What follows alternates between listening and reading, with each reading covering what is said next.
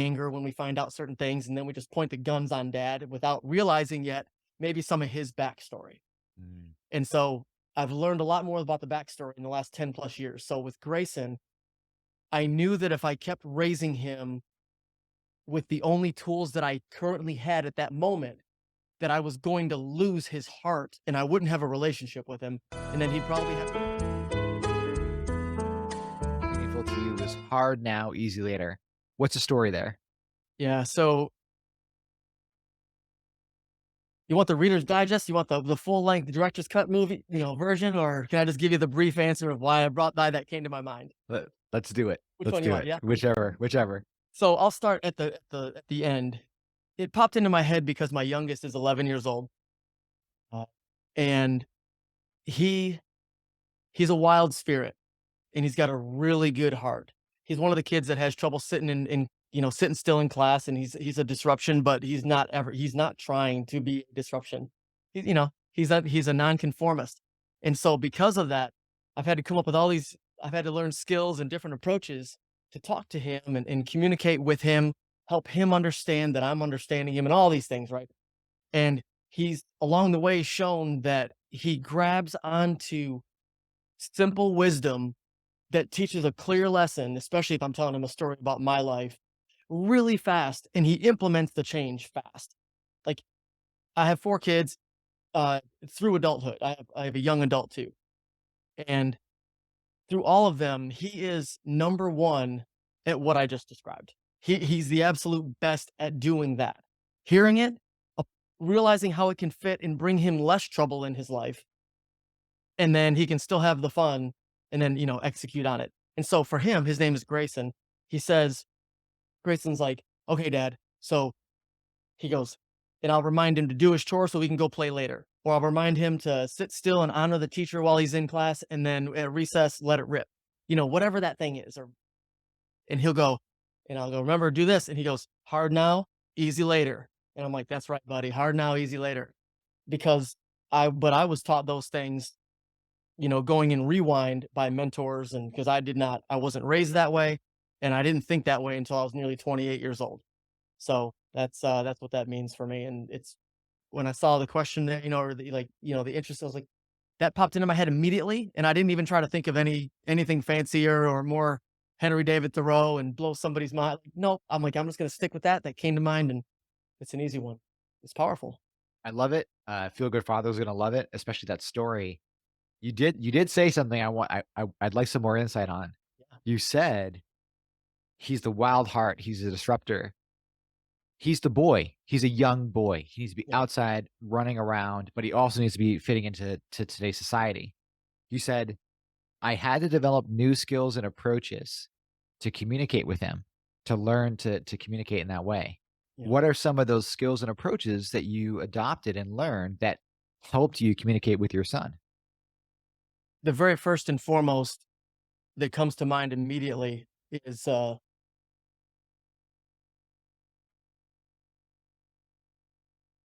I had to stop assuming that when his behavior was out of line for whatever situation that we were in, it didn't fit, that he was trying to be bad, or that he was just being bad, or that his heart was in the wrong place, or that he's pissed off at somebody for not giving him his way.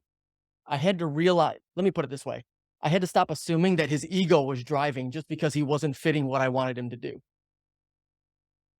My wife helped me see that in different ways, and I've always been grinding it. He's been the number one child of mine that he's the biggest nonconformist. And I was raised with a hammer, by the hammer and nail method, more or less. And I went into the army, and they do way more of that. And then I was in the medical field. I spent some time as a registered nurse. And when you're in that system, you you have to conform. Like, now you have legalities on your life.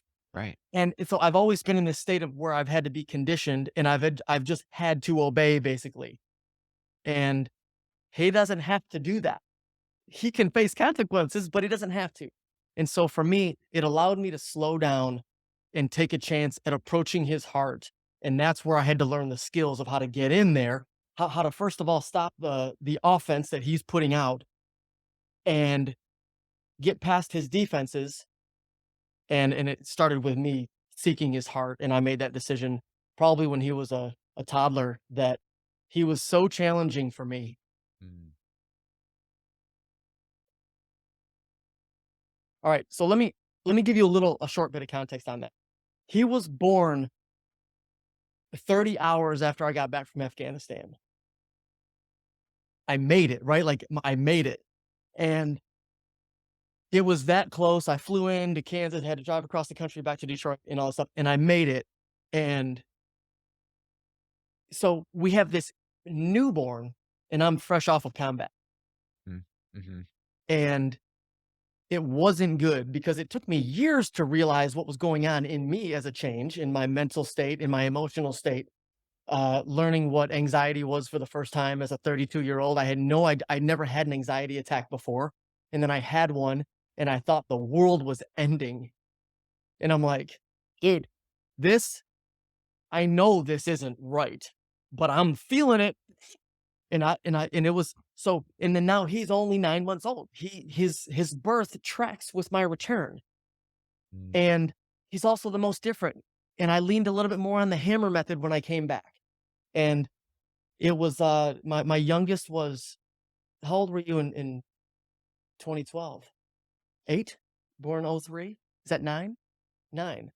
So he's like shaking his head. I don't know how old I was when I was 12. My son Gavin's back there. He's 19 and he's like, I don't know. He's eating a tuna fish.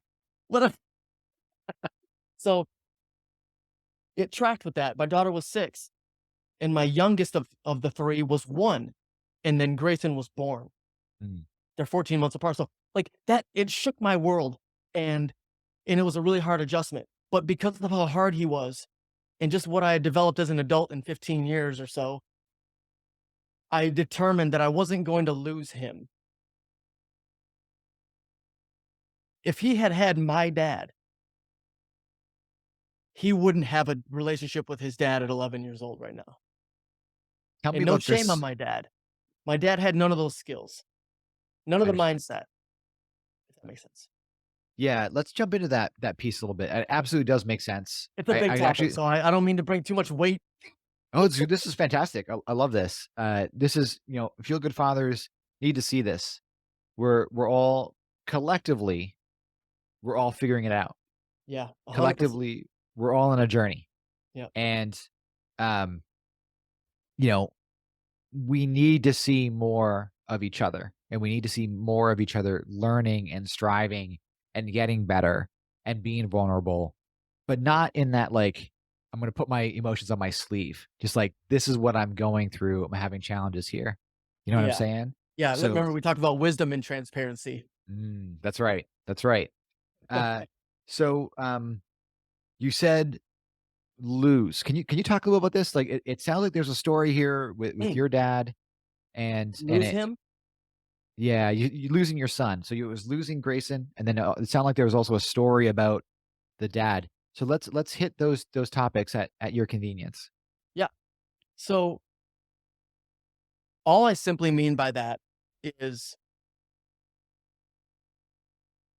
in leadership, one of the first things you learn, one of the first things I learned was influence is gained through relationship, and relationship is gained through time. And all that is, and that's what feeds love. So, in I think saw this cute quote somewhere on some meme, probably. How do you spell love? Time. Right. I'll Yep. sum it up there and just say, my dad, while I am proud of him and what he did to get me to where he got me, to set me up so I could get to at least where I've come.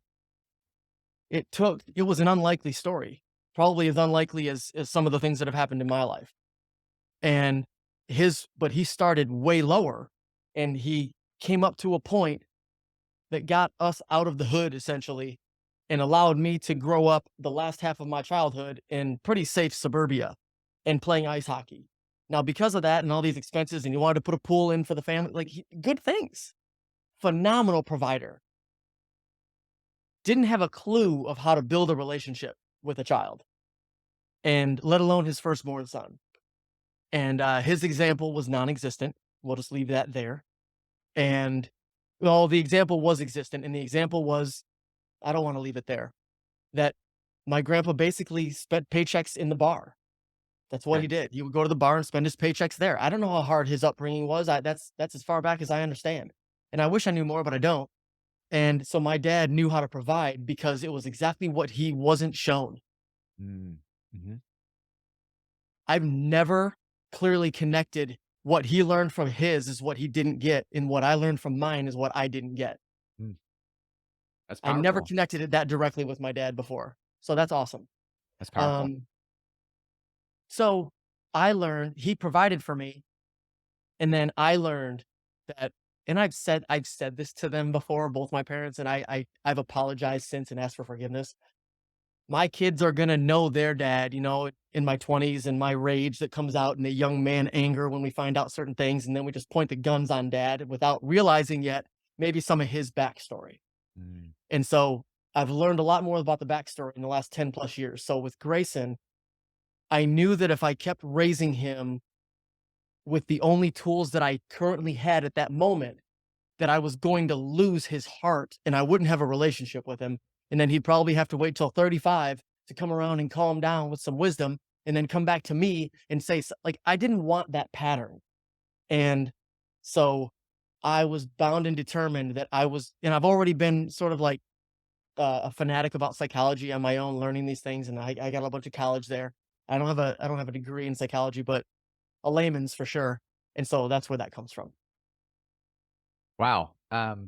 Tons to unpack here for the feel good father, right? Recognizing, looking back and recognizing the patterns, right? The patterns of fatherhood in our life and in our models and modeling.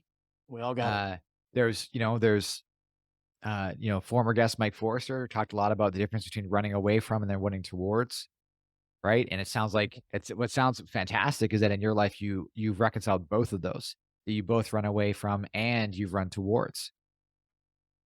Mm. Reconciled feels strong. That's all that Right. reaction is. I vo I my initial instinct was in process for sure. Absolutely. Got it. Got it. There's a ways to go. Got it. So what is really interesting to me here is that this discussion and your focus, your attention here is about doing these sort of foundational tools to have what you want as a parent, as a father. And I know that this particular word is meaningful to you. Yeah. So let's talk about what's foundational. Let's talk about how you show up. What are you doing? And then we'll kind of circle it around when it's appropriate. So in foundational in terms of Just primarily my relationship with Grayson that I was describing, or all my kids, or just general as a dad? general as a dad. General as a dad. Okay. So foundational for me is number 1, being the man that the younger version of me would be really stoked to be. I didn't want just to be proud of who I was gonna be one day when I was 20 or 25 or 30, looking down the road at me at 50, but 50 is the next big decade coming up, and so I think about these things, and I do think I was telling him the other day, while not perfect, and I got stuff that makes me shake my head and do this stuff all the time, foundationally, my character has been developed to a point where that kid would be like, and that makes me feel good because I'm not perfect. I need God's grace and my wife's patience and my kids' grace and patience. Like I need all that every day. And I know that. And that's not like I'm not trying to be falsely humble or cute saying that. I'm gonna get short. My resilience is gonna wear down around 6 to 8 p.m. at night, and I'm gonna be a little cranky wanting the boys to go to bed already because I want to do nothing. Like that stuff comes out. But the character, am I at least slow to anger? If I have something rough to say, am I at least keeping it to myself until it can turn into a story and a sharing moment? Like those things, those drive me. But the reason the foundational became so important was because at the end of I had a 4-year spiral in my mid into late 20s that included affairs and abusing opiate pills and getting hooked on IV drugs, shooting up morphine and also fentanyl, all the stuff that you see in the news about the opioid crisis. I lived that as a nurse, and it began with basically depression and hopelessness that led me down that path. Mm. So that I was so messed up, especially betraying my own beliefs and my core beliefs. So just part of my story, so this makes sense. For me, I became a Christian, what some would call a born again believer, but I became an intentional Christian when I was 20 years old. I made a profession of faith, and I'm like, Lord, I believe in you. I did that deal, and I wasn't raised that way, but did some really good work and served people, got into homeless work and like helping people, had a band, and we were in rough places doing rock music. We were in the early 20s and it was a lot of fun. But then we got pregnant with our first, Gavin. And for some reason, within about 3 months, something tripped in me and I don't know what happened. But I went back to my early wild, oat sowing days of 18, 19 years old in San Antonio in the army for the first time and letting it rip. And I went back to that. And so what that meant for me at the time was not drugs, but just chasing girls. But this time I had been married for a year, Mm. and that was the impetus of a 4-year downward spiral. And when it ended at 27 and a half years old, I had already had a near death moment for an overdose, and my nursing career was almost tanked. Like I know there was all these suspicions about me stealing drugs and all these, and that, were true.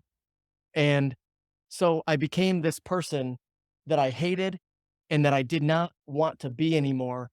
And through a chain of events and running into a few different people, I had a guy come into my life, a generation older than me, who had lost his wife and kids to alcoholism, who had a great family at this point and got himself together. And he agreed to take me on as a bit of a project. And he just had conditions. Part of those conditions were foundations of building my character as a man. I know. This is uh there's a handful of things, that are really interesting to talk about. But this recovery step, this showing up as this finding of a mentor, Yeah. this person showing up, this person investing into you, right? Men are, Christianity, right? Men are not meant to be alone. No. Men are meant to have at least a companion, if not a community of folks around them. Talk Ideal. about this generation older that also sounds a little bit like a second father. Can you talk a little bit about your relationship here and the journey that you went to in building your character and going from, you know, you're scraping the bottom to, you know, Oh, whatever's meaningful here? I went from the bottom to, for the first time, I had hope again. Mm. And his name's Don Freeze. Jim Rohn is one of my absolute heroes. Never met him in person. And I believe I even discovered him after he passed on. But Jim Rohn always talked about Earl Show, right? Earl Show, Mr. Show. His mentor taught him how to go door to door and sell vitamins. But that's a joke because he taught him about how to live life as a man and have real success regardless of what your bank account looks like. And so Don Freeze is that guy to me. And he was a very successful engineer out of the big three. He had sold off his consultancy. I when I Hold first on a learned this second. about. Hold on. Go ahead. So the Yeah. big three, what you're referring to is the auto Oh, jeez, look manufacturers. at the colloquialism. Yeah, yeah, sorry about that. That's all right. GM, Ford, Chrysler, they're the big three auto manufacturers for the feel good fathers out there that don't know. Please Yeah, continue, Adam. Detroit conditioning, man. We just That's think right. everybody knows that from 50 years ago. For how long? No, I Yep. know they're still there. But anyway, so he became a pretty successful engineer out of GM. And then he went into his own consultancy firm, Freeze and Associates, and did that for a long time and had offices in Melbourne, Australia, London, England, and Detroit. So he had 3 offices around the globe. He had a 5-digit monthly phone bills, he was I learned some neat things about him. He was a jet setter. And that was in the day where he had gotten off track, right? And that led to the demise of his family through drinking too much. airports, hotels, living that life of the sexy consultant.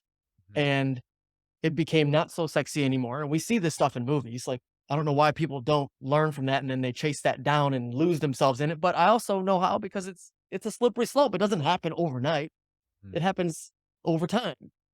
And it happened over time to Don, and to where his marriage ended in the late 90s. And I had met him some decade plus after he had gotten things back together, and I actually met those kids that he had to leave when they were little as adults, and they're phenomenal people, and they love their dad. Mm. What was the transformation that he talks about For himself or me? for himself? For himself. He didn't have the opportunity in the way that I did to regain. Oh, geez, I'm letting out I'm letting out some of the foreshadowing. So, he didn't get the opportunity to heal his marriage, Mm. and so, essentially, he had to sit, get down on one knee one evening with his kids that are both single digit age, Mm. and tell them that he wasn't gonna be able to live with them anymore. Mm.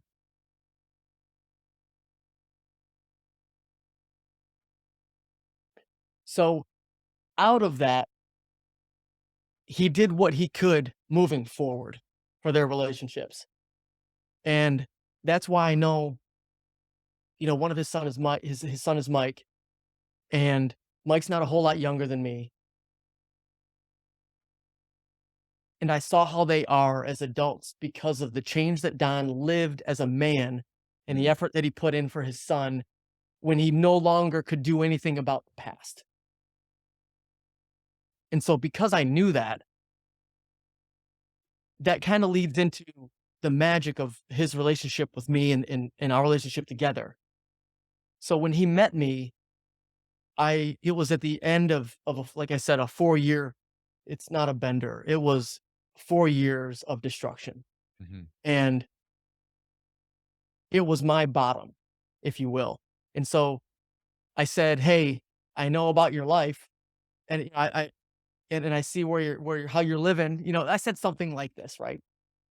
And I want you to mentor me, Mm. if you would. I'd want you to teach me how to. He goes, "What do you want?" I go, "I want to get out of my nursing job. That's what I wanted.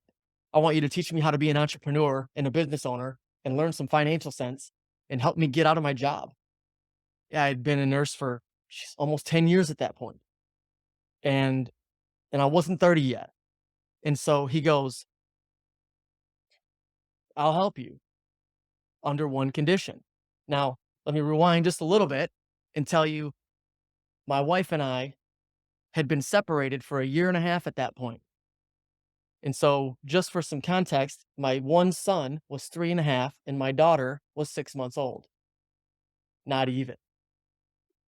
And our marriage was done. I was living with another woman had been about 9 months at that point, and I was splitting time coming to my house and then staying out of hers and still working at the hospital. And I was a mess, man. I was using drugs 4 to 5 days a week, throwing up a lot. I had lost all sorts of weight. I didn't see that yet in myself because I was in it. Mm. But when I had met Don, this is what my life was. I had not lived with my daughter yet, and I was doing part-time stuff with my son, and I was not okay with that, but we don't have 3 days to give you the rundown. So Don says, "I'll help you under one condition." Oh, and Nikki and I were getting divorced. I didn't know this, but it was finalized within a month of me talking to Don. Mm. It finalized on Valentine's Day of 2007. He doesn't know this is coming. He doesn't know we're done. He says, "I'll mentor you under one condition." And I'm on my phone, listening, sitting in my house in my driveway in my beat up old Mercury Sable, and it was baby puke, brown, baby poop brown, but it was metallic, had a little bit of sparkle. So he goes, he goes, "The one condition is I want you to go apologize to your wife and beg her for her forgiveness and try to save your marriage." Mm.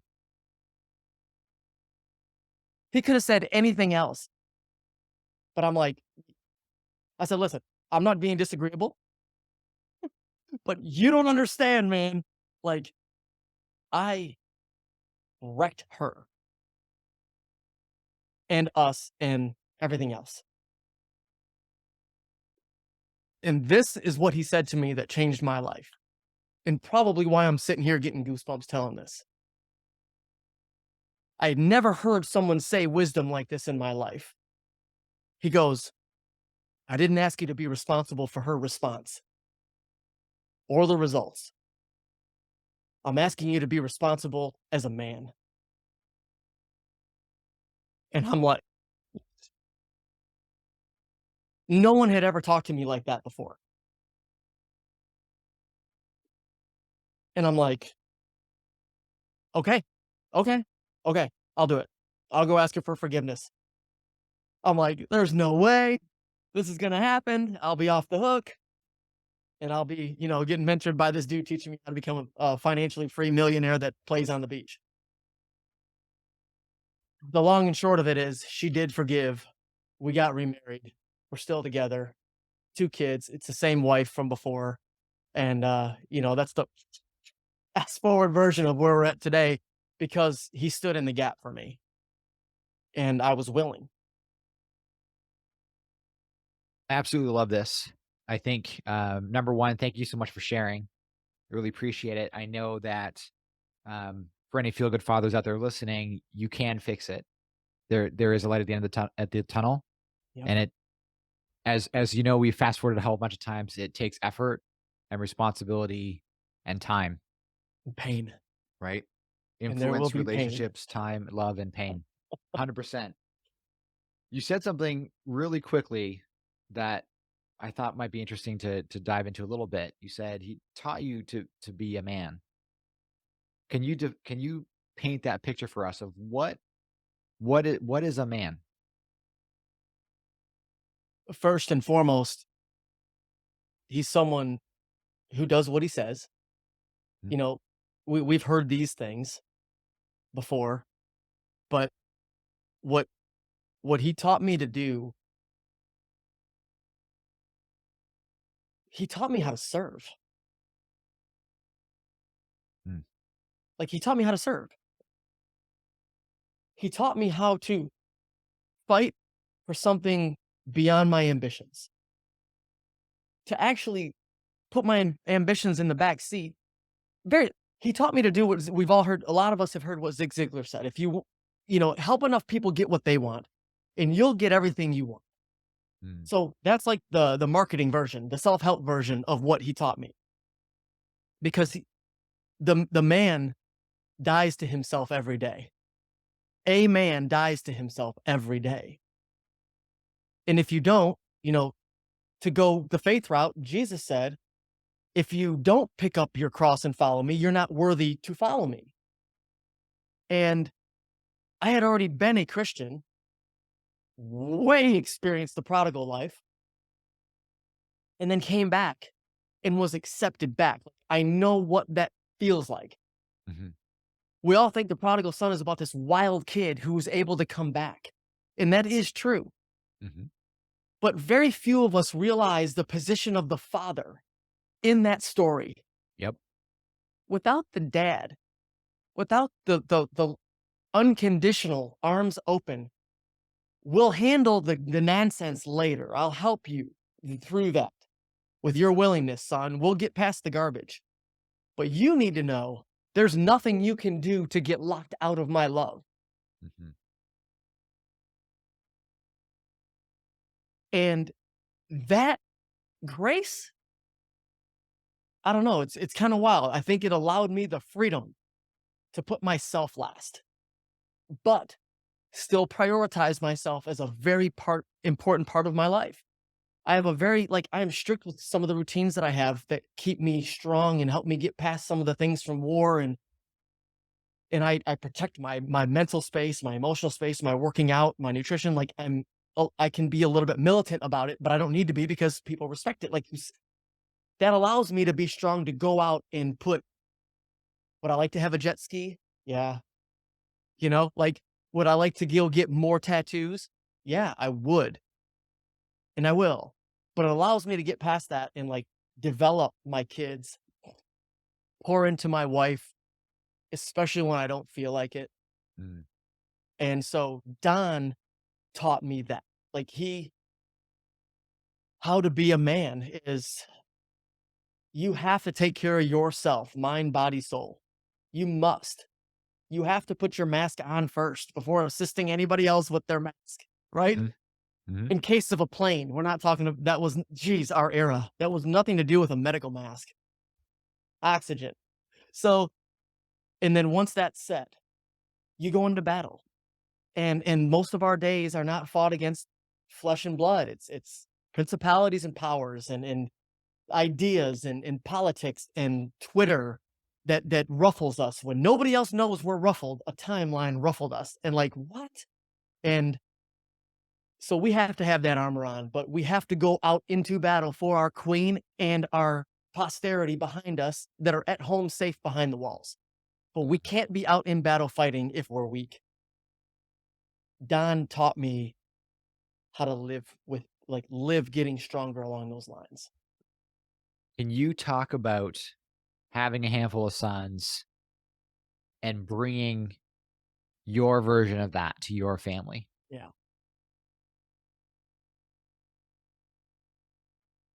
Oh, I think you said, "And you talk." You said, "Can I talk?" Can you? Yes. About bringing that to my family. So, this goes back to foundational, and part of the foundational part of that's become ingrained in my character now, if for our leadership students out there, the unconsciously competent thing that I do these days that I can recognize as that I don't even know that I'm doing it anymore because it's just part of who I am, and that is living with,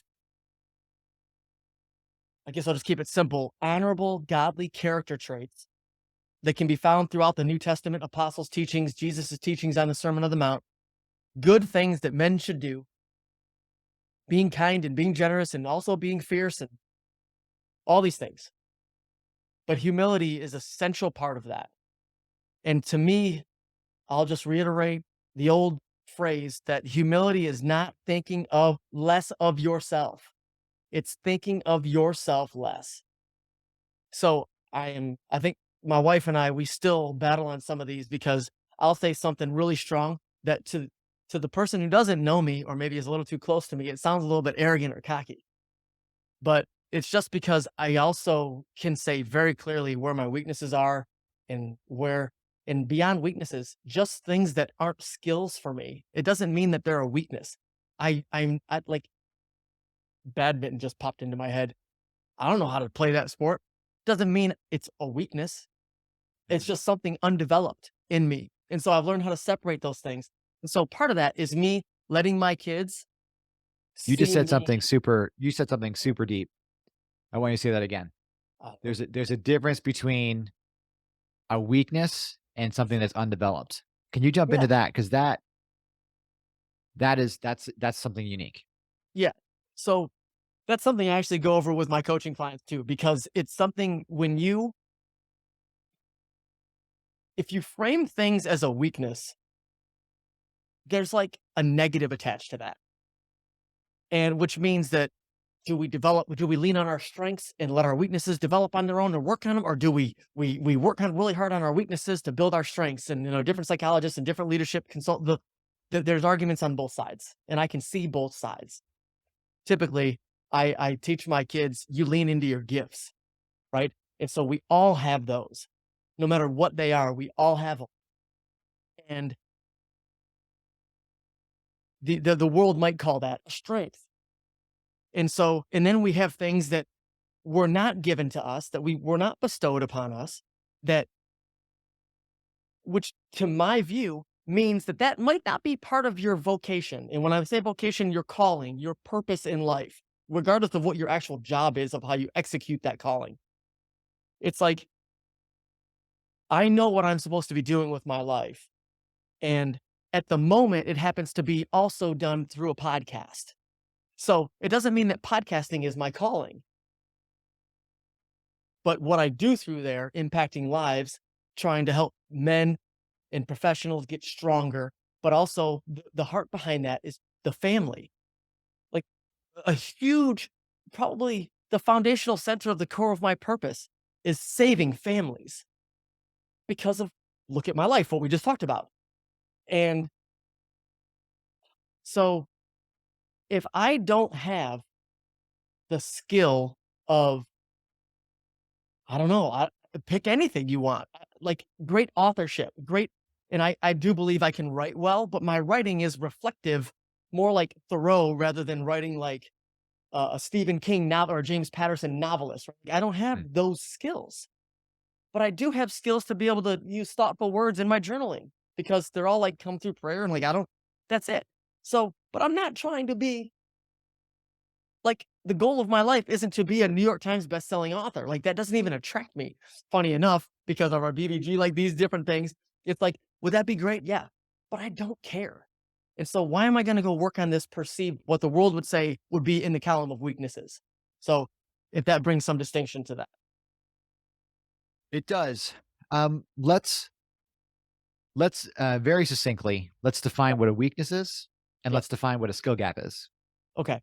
So to me, a weakness is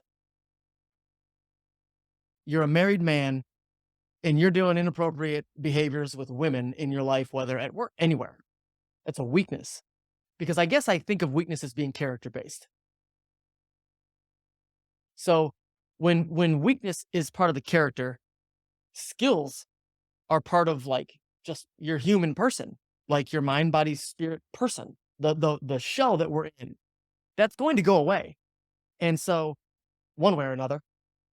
And so that's how I see that. I see skills as something that we can take or leave depending on what we felt led to do. But there are certain things that are undeniably well, I guess if you believe in absolutes and different things like that, that are traits of the character that are strengths or weaknesses. That's how I believe in those. Can a character trait be a skill? Can that be something that you can develop? 100%.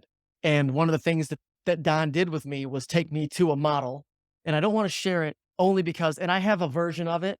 Mhm. I don't want to share it because of the source and the fact that they're not even around anymore. And like, and whatever. But I have materials that I'm like, these are tools that I offer free. Like these are things that I've taken and adapted with language. But essentially, I'll say it like this: it was a three category ongoing measurement system that worked on the character of the man, the spine, right, your guts, what you're made of, how the execution of what you do in the world, anything, and then how you are in your relationships.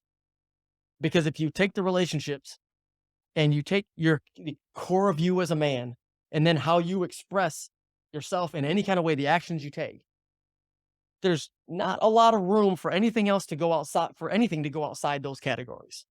And he taught me how to self-assess myself with real rationality and honesty without doing the Dunning-Kruger effect. You know the Dunning-Kruger effect? You know, Let's tell Feel Good Fathers in go case they ahead, don't know. please. So, Dunning-Kruger, that's where, typically it's associated with low skill people, but what it really means is that when your skill and peer group is smaller, and if you're at the top or the bottom, you over attribute your strength or weakness and then incorrectly project that to other similar groups. Concrete example. They talk a lot about this in we're gonna talk about video games for a second. A lot about in the Yeah, Street Fighter community, like fighting games. You might be the absolute best Street Fighter player in your local college dorm or in your local high school friend group or even in your college at your entire college. But if you go to the worlds, you will see that you may or may not have a lot of work to do. And so Dunner Crew, that I can't even say it right now, but that whole concept is the idea that you're going to misattribute your individual skill in anything that you're doing based on who is around you and the quality and level of those people there. yeah, yep. And the to the extent you do that demonstrates the extent of your lack of awareness. Mhm. It's directly that. So because of how hard I fell and how low I went and what the damage I caused in my life, and then I came back and I got forgiveness from my wife. I went to her dad next because he was the one I asked permission to marry her when I was 20 years old. I went to him and apologized when I came back home. He was the second after her. Then I went to the mother, then her brother, then her sister. I went to each individual family member and apologized to them for what I had done and the pain it had caused the family. I I had been wanna con I wanna highlight this just real quick. You've mentioned humility a handful of times throughout our discussion. What an a like, I've heard of asking for forgiveness, I've heard of that kind of stuff, but that is deeper. That's a deeper level of commitment to the relationships that are gonna be a part of your life, especially yeah. when you're married, when you're raising kids, and you have this extended family. These people are gonna be a part of your life for forever. So as a feel-good father, no matter where you're at, fixing all of the relationships has value and meaning to where you are in the present and into the future that you create. And it does, but I also wanna just add on to that just by saying, as far as our responsibility will allow. Mm, So he told me, "I'm not asking you to be responsible for the results." Her response, "I'm asking you to do your duty as a man. Leave the results to God." Right? mhm, Like, leave the results to what they may, however you're believing even, because it's you can't be responsible whether or not someone is willing to forgive you, 100%. especially if you've caused a lot of hurt and betrayal. Mm, And so I at least had a sober outlook on that potential. mm, And so he told me about her, and it was all the books he started leading me through, and then this three category assessment, and how to keep revisiting that on an every 30-day basis.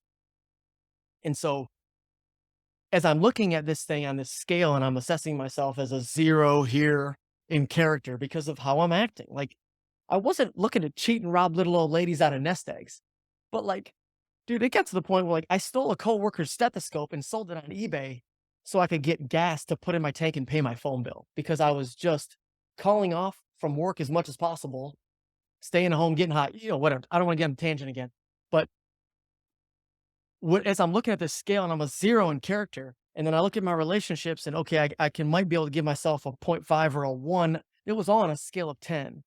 And so the idea is if you're a 10, 10, 10, guess who you are? You're Jesus freaking Christ. You know what I mean? Like you are the Lord. There's only one of those. God's perfect. And mhm, we don't have that ability here in this shell. And if I don't even want to get into the potential of what that conversation can be. The whole idea is this: we're never going to become tens across the board, at least in this shell, this human body. And we can only do our best to chase after perfection because I do believe in seeking it. I do believe in seeking it. I know that I can't attain it as long as I can bleed, but I want to go after it. It's the whole idea of don't be scared to dream big, right? Like shoot for the moon because even if you miss, you'll land among the stars, right? Like it's this idea. mhm. So that got in me. And as I'm working my way to build my character and my relationship skills, I'm reading these books. I'm reading How to Win Friends and Influence People. I'm reading the 5 love languages, the languages of apology.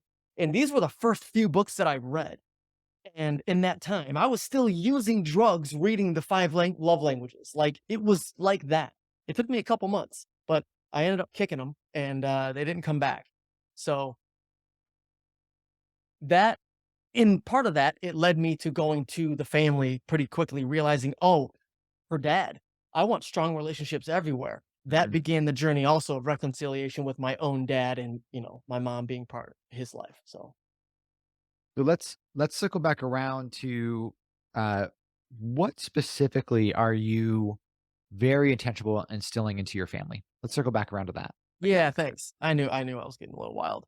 It's good. I love it. I think that the feel good fathers listening and those that are interested, like this has been a fantastic journey that anybody can gain wisdom from. Anybody can gain value from what we've been discussing today. I hope so. Let's talk about how you're showing up for your family and what are you bringing to them. Yeah.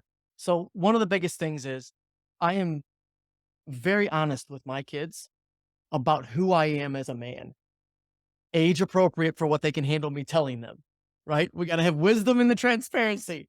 Right. And I laugh only because I've had to learn that. I was just too transparent in the past. Like, "Oh, I lost everything, got it all back. Let me just tell you how dirty all my laundry is all the time." And no, let's hold on to some of that. Like, I used to tell friends bank account status, going out to dinner with couples, and like, here's where my wife is like, "Oh," you know, with the kids, it's being honest with them.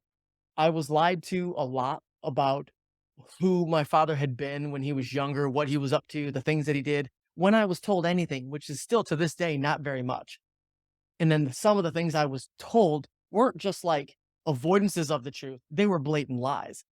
And some of the stuff had to do with real character issues, using drugs and like illicit stuff, and being in a bike gang and hurting people and like stuff. And when I found that out later, it hurt me that he wouldn't let me know who he was. Mm. Mhm. And so because of that, I've always been determined to make sure that my kids know who I am and telling them stories as they can handle them as they get older. And so that's one big one. And in that, when I do screw up, when I have screwed up with my kids, when I've flown off the handle, or maybe I threw something and broke it, and I've I want to be clear here, right? Because I will tell some things that most guys don't want to admit in public. I I've never had a proclivity or a bent toward domestic violence. And I know that some people listening might. I've not done that. I've not struck my wife. To this day, I've never even called her. It's one of the things now that comes up, and I've never even called her a name. And that was something probably because of, the transition in what Don showed me and all these things like that was something that went to the core. It doesn't mean that my temper has always stayed congenial, and especially battling with PTSD and certain trigger issues that have happened in different scenarios. Those things have happened. And my kids have seen them on a rare basis. Probably heard my anger come through more so than that. Mhm. And when those things have happened and I come down, or they see me cry when I'm disturbed in front of them, Mhm. I'll take them and let the emotion pass, and I'll just take them out and we'll go sit in their room on the bedroom floor. Or one will come in my office and we'll sit on the floor, and I'll apologize to them eye to eye at their level and tell them where it comes from. It's not an excuse. I'm working on it, and here's what we're gonna do together. Will you forgive me? And I try to be exactly what I wish my dad would have been, Mm. because I was an extremely sensitive kid. I wanted to please people. I didn't get a B until high school. Like it was stuff like that. And no, like I was a licensed nurse at 19 years old. And all throughout all that, I never felt good enough. I never felt like it was enough. Everybody in the household knew that my intellect, just the IQ stuff and my way of thinking, surpassed my parents by the time I was a freshman in high school. And that's not a brag. It's just like that happened. That was one of the gifts I was given. I'm not responsible for it. That's what I had. And I didn't do anything wrong. I was a really good kid. And I had a mouth. The attitude came. But so I take that and I see the opposite and I give that to my kids. And I think that that is one of from my oldest and my daughter who's 16, it's one of the keys to the success that I have in my relationship with my teenagers. Because to this day, like neither one experiments with alcohol. They've had plenty of opportunities. And part of that significance was just the closeness of the relationship, trying to balance that with also not being their friend. And that can be, just straight friend. But I've also been very friendly with my kids because they've handled it. So this is something that nobody talks about. Talk about the difference between being friends with your kids and being a father to your kids. Yeah. You know,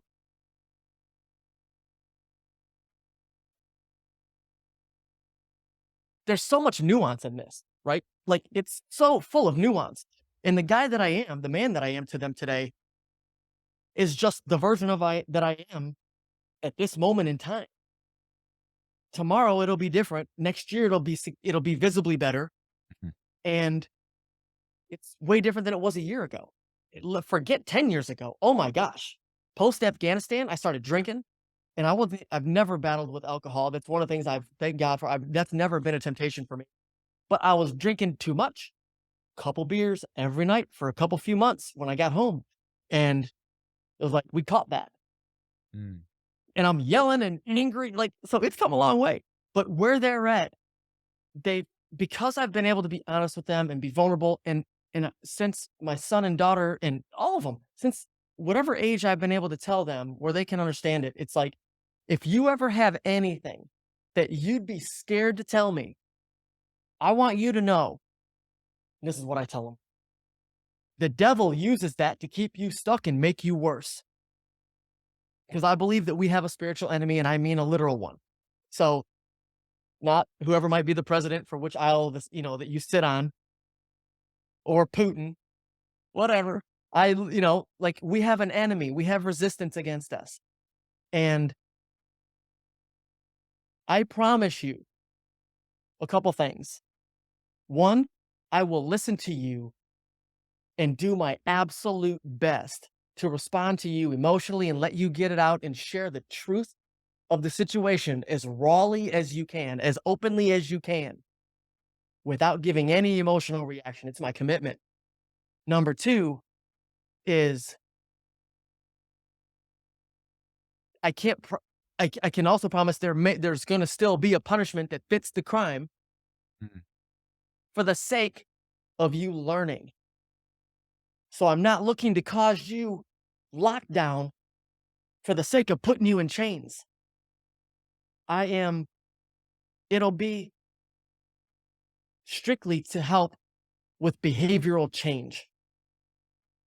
It's to help soften your heart.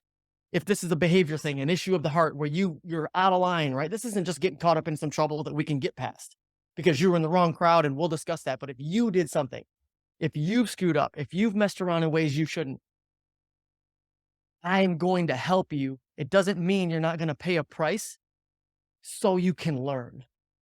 And that approach mixed with delivering on that the way that I've described it with the pretty words, sitting on their bedroom floor, even if I'm working and they need to talk to me, I got to put the work down because if it's real and I see it in their eyes, they need to talk to me. The only person on this planet that's more important than them is my wife. I'm going to stop the Mhm. whatever I'm doing, building a product or a lead mag. Like if I'm working and writing, I'm going to stop for that moment, and I've delivered on that to them. Mm. And usually in those moments, it's right here on my office floor. Let's sit down. And I have a home office, not necessarily this one because my kids aren't in this one, but at home. And they come in and we sit on the floor. We've had lots of conversations, all four like that. I usually go into my daughter's room though, because I like helping her feel more comfortable with me in her own comfortable environment. And that just Mm. happened organically because I know my kids, Mhm. you know? So that has been significant in those moments to deliver discipline, but demonstrate it all while my behavior is governed by God's grace and forgiveness. Mm. The nuance just comes from all the situations and how we respond to that, how we bounce off the rails and the bumpers and how we keep our balance as we're winging it in those moments with with our kids. And for me, I'm usually looking at them and you can almost tell that I'm thinking something else. And I've told them this because I really try to do my best to consciously pray from my mind while I'm listening to them at the same time about where they're at. I'm like, and then I hear them very well and I listen, and then I usually take some time to respond on the practical side. I'm like, I sit there and I look at them and I'm waiting for a download. Like I wait for an answer that I believe God's going to give me through prayer to lead my kids because they're his kids and I'm the guy that stewards them to where he wants them to go. I think so that I stumbled into that. I think that's a significant thing to mention. I don't believe that my kids are mine first. They're mine to steward similarly to the finances that come into my life and the business relationships that come into my life and the clients that I get to help and whatever else that ripples out to. I think that helps with the humility piece because I know that none of this is mine. I'm a dude playing a role in a movie and I embrace it. I love movies. I love movies. I love being the character. Like in my 20s, I saw myself as the Joan of Arc type, Mhm. not like, and whatever else, like the hero type. I wanted to be the one rushing in and do it. but I've grown from there too, and there's still time for that role, but I really love embracing the role of mentor and guidance.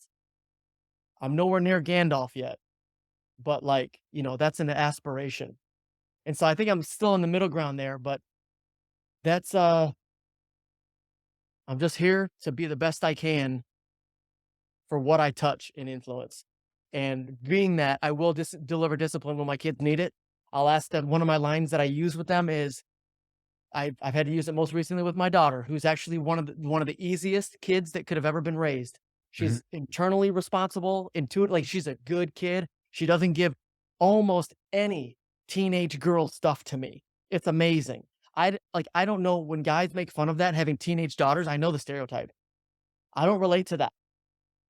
I've sensed it on her a couple different times, and whenever she does, I'll look at her like, "That's not you," Mhm. and then I'll go, "Hey, whoa, do you need me to parent you right now? Because I will." And something as simple as that, just they've got back in. And I do believe the secret to that is the relationship, the time.